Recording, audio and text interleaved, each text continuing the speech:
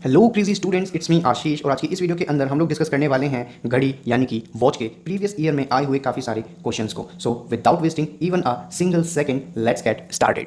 Okay, तो शुरू करते हैं हम अपने पहले क्वेश्चन से। सो पहले क्वेश्चन जो है वो आप लोगों के सामने ऑलरेडी लिखा हुआ है, और जैसे कि मैं हर बार हर वीडियो में बोलता हूँ कि वीडियो को पॉज करके कीजिए क्वेश्चन को ट्राई, क्योंकि आपने इस वीडियो को क्लिक इसलिए नहीं किया कि आप मेरे चाचा या ताऊ के लड़के हो, बल्कि आपने वीडियो को क्लिक किया है ताकि आप इस वीडियो से कुछ ना कुछ सीख सको। सो वीडियो को पॉज करके ट्राई करना भी आपकी ही जिम्मेदारी है। ओके, सो वीडियो को पॉज करके कीजिए, इस क्वेश्चन को रीड, और उसके बाद करते हैं हम इस क्वेश्चन के सॉल्यूशन के बारे में भी डिस्कस।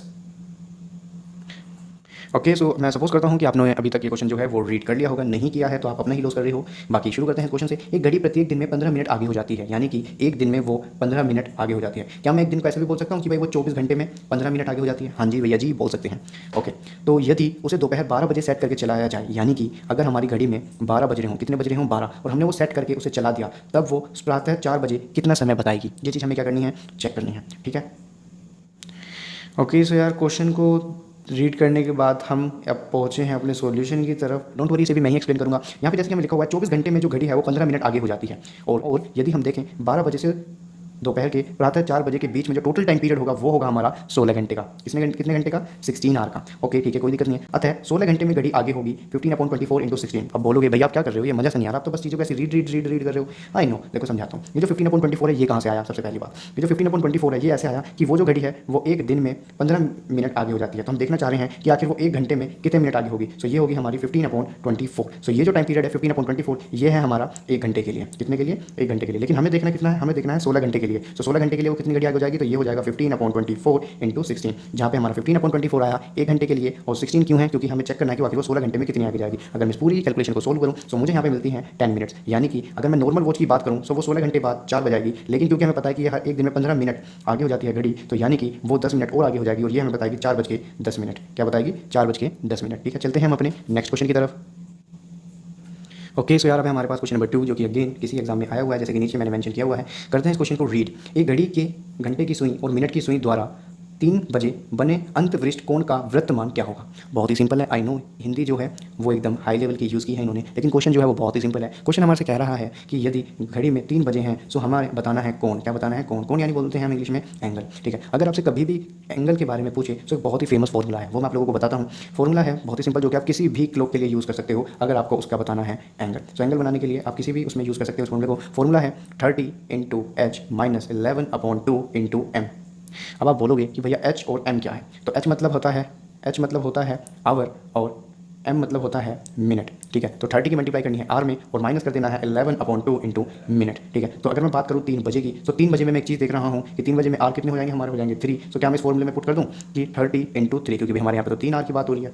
अच्छा जी, ठीक है, तो इसमें से माइनस करूँगा 11/2। अब मिनट कितने होंगे? अगर मैं बात करूँ 3 की, तो 3 ऐसे ही तो बचते हैं, तो मिनट कितनी हमारी? Double zero. यहाँ पे मल्टीप्लाई कर देंगे जीरो की, और पूरी कैलकुलेशन को सोल्व करता हूँ तो मुझे यहाँ पे मिलता है 90 डिग्री। और 90 डिग्री को 80 डिग्री को अगर मैं पाई की फॉर्म में चेंज करूँ तो जो करेक्ट आंसर होगा वो होगा ऑप्शन नंबर डी, और ये हो जाएगा पाई/2। ठीक है, चलते हैं हम अपने नेक्स्ट क्वेश्चन की तरफ। ओके, सो तो यार अब हमारे पास क्वेश्चन नंबर 3, जो कि अगेन बहुत ही ज़्यादा वाला इजी है, ज़्यादा कुछ नहीं है इसमें। क्वेश्चन को कीजिए एक बार आप वीडियो को पॉज करके ट्राई। तो क्वेश्चन हमारे से कहना चाहता है, कृष्ण का एक मित्र राम हर रविवार को उससे मिलने आता है।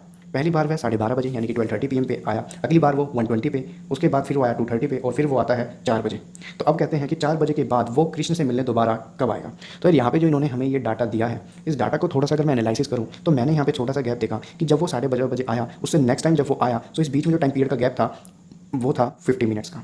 ठीक है, लेकिन जब वो दोबारा 1:20 के बाद 2:30 पे आया, सो ये जो 50 का गैप था, ये 50 का गैप हो गया 70 मिनट में, यानी कि वो अगली बार 20 मिनट और लेट आया। ठीक है, और जब मैं और थोड़ा आगे गया और मैंने देखा कि 2:30 से 4 PM के लिए वो अगेन क्या हुआ? कुछ टाइम पीरियड के लिए लेट हुआ। ठीक है, और 2:30 से 4 PM के लिए उसने टाइम पीरियड लिया 19 मिनट्स का, यानी कि पहले था 50, उसके बाद हुआ 70, उसके बाद हुआ 90। तो मैं यहाँ पे छोटी सी चीज़ देख रहा हूँ कि वो हर बार 20 मिनट लेट होता जा रहा है। इसका मतलब अब भी वो 20 मिनट लेट होगा, और उसका जो नेक्स्ट टाइम पीरियड होगा वो होगा 110 मिनट्स का। ठीक है, तो मैंने देखा कि वो लास्ट टाइम आया था 4 बजे, और अगर मैं 110 को मिनट से आर में चेंज करूँ तो मुझे यहाँ पे मिलता है 1 आवर एंड 50 मिनट्स। ठीक है, और अगर मैं 4 PM में 1 आवर 50 मिनट्स को कर दूँ ऐड, तो जो करेक्ट आंसर होगा वो होगा ऑप्शन नंबर डी, यानी कि अब की बार वो 5:50 पे कृष्ण से मिलने आएगा। ठीक है, तो चलते हैं अब हम अपने नेक्स्ट क्वेश्चन की तरफ, ऑप्शन नंबर डी पे टिक लगाते हुए।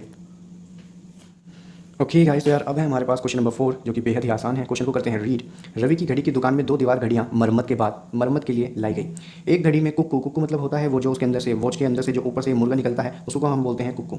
सो कुक्कू प्रत्येक 16 मिनट बाद बाहर निकलता है, यानी कि पहली घड़ी में जो कुक्कू है वो 16 मिनट बाद निकलता है, ठीक है। और जबकि दूसरी में कुक्कू प्रत्येक 18 मिनट बाहर आती है, यानी कि पहली वॉच की बात करूँ तो उसमें 16 मिनट बाद वो आ रही है, और बात करूँ दूसरी की तो उसमें वो 18 मिनट बाद बाहर आ रही है, ठीक है। सो अब हमारे से देखते हैं क्या पूछा इन्होंने। दोनों कुक्कू दोपहर 12 बजे बाहर निकली थी, फिर वे दोनों एक साथ बाहर कब निकलेंगी। अच्छा, तो हमारा जो क्वेश्चन है वो यही है कि जो वो दोनों कुक्कू हैं दोनों क्लॉक में, वो दोनों एक साथ बाहर कब निकलेंगी, ठीक है। सो क्वेश्चन अगर आपको समझ में आ गया है तो वीडियो को पॉज करके एक बार ट्राई कीजिए। ओके यार, तो मैं अब ये सपोज कर रहा हूँ कि आपने किया है क्वेश्चन को ट्राई। अगर ये नहीं किया तो यार देखो आप बहुत गलत कर रहे हो, किया है तो बहुत अच्छी बात है। बात करें अगर इस क्वेश्चन की तो हमें पता है पहली घड़ी 18 पे, दूसरी घड़ी 16 पे बाहर निकल रही थी, ठीक है, निकल रही थी, कोई दिक्कत नहीं। अब हम क्या करेंगे, अब हम देखेंगे इन दोनों का एलसीएम। क्या देखेंगे, एलसीएम, यानी कि वो स्लोएस्ट कॉमन मल्टीपल, यानी कि कोई ऐसा नंबर जो इन दोनों के उसमें आता है। तो जब मैंने किया इनका एलसीएम तो मैंने यहाँ पे देखा क्या, मैंने यहाँ पे देखा 144 मिनट, यानी कि इन दोनों का एलसीएम लेने के बाद मुझे मिला 144, और 144 को अगर मैं कन्वर्ट कर दूँ किस में, मिनट में, तो मुझे यहाँ पे देखने को मिलेगा 2 घंटे 24 मिनट। क्या मिलेगा, 2 घंटे 24 मिनट। यदि दोनों को 12 बजे बाहर निकले थे तो अब वे दोनों कब निकलेंगे, अब वो निकलेंगे 12 में, अगर हम इन 2 घंटे 24 मिनट को ऐड कर दें। तो जो करेक्ट आंसर होगा वो होगा 2:24 मिनट पर वो दोनों बाहर निकलेंगे। Correct answer is option number C. Tick लगाते हुए चलते हैं हम अब अपने नेक्स्ट क्वेश्चन की तरफ। ओके, सो यार अब है हमारे पास क्वेश्चन नंबर 5 जो कि बेहद ही आसान है। कुछ नहीं है इस क्वेश्चन में। मैं चाहूँगा कि इस वाले क्वेश्चन को एक बार आप खुद से ट्राई करो। अगर आपसे होता है तो बहुत अच्छी बात है, और अगर बाई चांस नहीं होता तो कोई बात नहीं, नीचे कमेंट सेक्शन में जाओ, कमेंट करो और मुझे बताओ कि इसका करेक्ट आंसर क्या होगा, ठीक है। वैसे अगर मैं बात करूँ इसके करेक्ट आंसर की, तो यहाँ पे जो इसका करेक्ट आंसर है वो है ऑप्शन नंबर ए, लेकिन इसका option number A correct answer क्यों है ये चीज़ मुझे आप लोग बताओगे, ठीक है। सो आप कमेंट करो और बताओ मुझे कि 5th का ऑप्शन नंबर ए अगर आंसर है तो वो क्यों है, ठीक है। चलते हैं अब अपने नेक्स्ट क्वेश्चन की तरफ। ओके, सो यार अब हमारे पास क्वेश्चन नंबर 6। समयपाल ने श्री चोपड़ा को बताया मेरठ के लिए बस हर आधे घंटे बाद जाती है। क्या बताया, समयपाल ने किसको बताया, चोपड़ा को बताया कि मेरठ के लिए जो बस जाती है यहाँ से वो आधा घंटे बाद जाती है। पिछली बस अभी 5 मिनट पहले गई थी, पिछली बस अभी 5 मिनट पहले गई है, अगली बस 2:20 पर आएगी, ठीक है। ये चीज़ उसने उसे बोल दी। समयपाल ने श्री चोपड़ा को यह सूचना किस समय दी थी, अब हमें ये चीज़ बतानी है। सो अगर आपके क्वेश्चन समझ में आ गया है तो वीडियो को कीजिए पॉज और क्वेश्चन को ट्राई कीजिए, ठीक है। तो यार यहाँ पे हम एक चीज़ को समझ पा रहे हैं कि पहली जो भी हमारी बस है वो हर आधे घंटे बाद, यानी कि 30 मिनट बाद आती है, पहली बात। दूसरी बात जो यहाँ पे समझने वाली है वो ये कि अगली बस यहाँ पे आने वाली है कब, 2:20 पर। तो मुझे बतानी है अभी के लिए क्या कि उसने क्या, तो मुझे यहाँ पे बताना है कि समयपाल ने किस समय वो उसे सूचना दी थी। तो इस चीज़ के लिए मैं पहले क्या करूँगा, पहले मैं आधा घंटे जाऊँगा पीछे। क्यों जाऊँगा आधे घंटे पहले, क्योंकि ये जो टाइमिंग है ये उसने नेक्स्ट बस की बताई है, ठीक है। सो अगर मैं 2:20 में से 2:20 में से अगर मैं 30 मिनट को कर दूँ माइनस, तो मुझे यहाँ पे देखने के लिए मिलेगा 1:50। तो क्या उसने 1:50 पर सूचना दी थी, बिल्कुल नहीं। उसने जो सूचना दी थी वो सूचना उसने दी थी पिछली बस अभी 5 मिनट पहले गई है, यानी कि जो पहली बस है जो गई थी उससे अभी, तो यानी कि 1:50 में 1:50 पे क्या है, पहली बस गई है, ठीक है। कौन सी गई है, पहली बस। और ये जो सूचना उसने दी थी समयपाल ने वो पहली बस के 5 मिनट बाद दी थी, ठीक है। सो यहाँ पे जो करेक्ट आंसर हो जाएगा वो हो जाएगा, तो यहाँ पे जो हमारा करेक्ट आंसर हो जाएगा वो होगा ऑप्शन नंबर बी, यानी कि 1:55 पे उसने उसे वो सूचना दी थी। एक लगाते हुए चलते हैं हम अपने नेक्स्ट क्वेश्चन की तरफ। यार हमारा क्वेश्चन नंबर 7 पूछा है दिन में कितनी बार घड़ी की सुइयां सीधी होती हैं। सीधी मतलब होता है वर्टिकल। तो वर्टिकल जो हमारी सुइयां होती हैं एक दिन में वो होती हैं 22 टाइम्स। कितनी बार होती हैं, 22 टाइम्स। ओके, चलते हैं अब अपने नेक्स्ट क्वेश्चन की तरफ। ओके यार, तो अभी हमारे पास क्वेश्चन नंबर 8 दिन में कितनी बार घड़ी की सुइयां एक दूसरे को ढक लेती हैं। एक दूसरे को ढकना या फिर मैं बोलूँ ओवरलैप करना, बात दोनों एक ही हैं। और जो घड़ी की सुइयां होती हैं वो एक दूसरे को ओवरलैप करती हैं एक दिन में 22 टाइम्स, ठीक है। चलते हैं अब हम अपने नेक्स्ट क्वेश्चन की तरफ। क्वेश्चन नंबर 9 के बारे में बात करते हैं। यदि किसी घड़ी का दर्पण प्रतिबिंब 3:15 का समय दर्शाता है तो सही समय क्या होगा। अगर कभी भी आपसे दर्पण से सही समय के बारे में पूछे या फिर सही समय से दर्पण के बारे में पूछे तो ऑलवेज हमेशा याद रखिएगा कि इस तरीके के क्वेश्चन में एक बहुत ही बेसिक सी ट्रिक लगती है, और वो ट्रिक है कि हम दिए हुए टाइम को 11:60 में से कर देते हैं माइनस। सो अगर मैं अब इस टाइम के बारे में बात करूँ तो मैं इसे माइनस करूँगा 11/11:60 में से, जो कि होगा 3:15 को अगर मैं करूँ माइनस। तो यहाँ पे जो मेरा करेक्ट आंसर होगा वो हो जाएगा ऑप्शन नंबर डी, यानी कि 8:45। अब बात आती है कि भैया आप 11:60 ही क्यों ले रहे हो। तो यार देखो कोई दिक्कत नहीं है, आप 12 ले लो, लेकिन कई बार क्या होगा कि आपको यहाँ से यहाँ पे देना होगा कैरी। और ऑलवेज हमेशा याद रखिएगा कि जब कभी भी हम घंटों से मिनट को कैरी देते हैं तो हम वहाँ पे एक नहीं देते, बल्कि यहाँ से घंटे से वहाँ पे जो जाती हैं वो जाती हैं टोटल 60 मिनट्स। आई होप कि आपको चीज़ें समझ में आ रही होंगी। चलते हैं अब हम अपने नेक्स्ट क्वेश्चन की तरफ।